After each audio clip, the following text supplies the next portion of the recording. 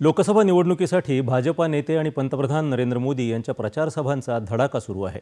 पंतप्रधान राजस्थान दौऱ्यावर असून त्यांनी आज राजस्थानमधल्या जलौर इथं प्रचार सभा घेतली।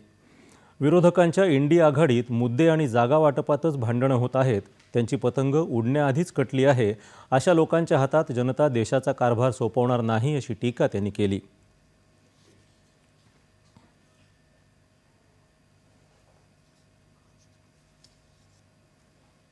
जिस पार्टी ने कभी 400 सांसद जीते थे उनके, आज वो 300 सीट पे चुनाव नहीं लड़ पा रहे।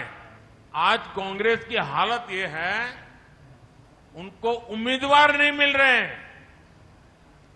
इन्होंने अवसरवादी इंडी अलायंस बना लिया है, उसकी पतंग उड़ने से पहले ही कट गई है। कहने को तो गठबंधन है, लेकिन अब हालत देखिए, कई राज्य हैं जहां एक गठबंधन वाले ही आपस में लड़ रहे हैं। इस लोकसभा के चुनाव में देश में 25% सीटें ऐसी हैं जहां एक गठबंधन के लोग एक दूसरे को मारने काटने में लगे हैं, एक दूसरे के खिलाफ चुनाव लड़ रहे हैं।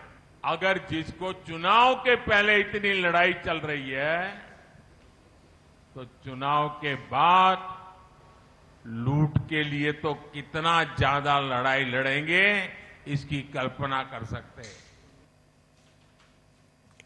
राजस्थानातच बासवाडा इथंही मोदींची सभा झाली।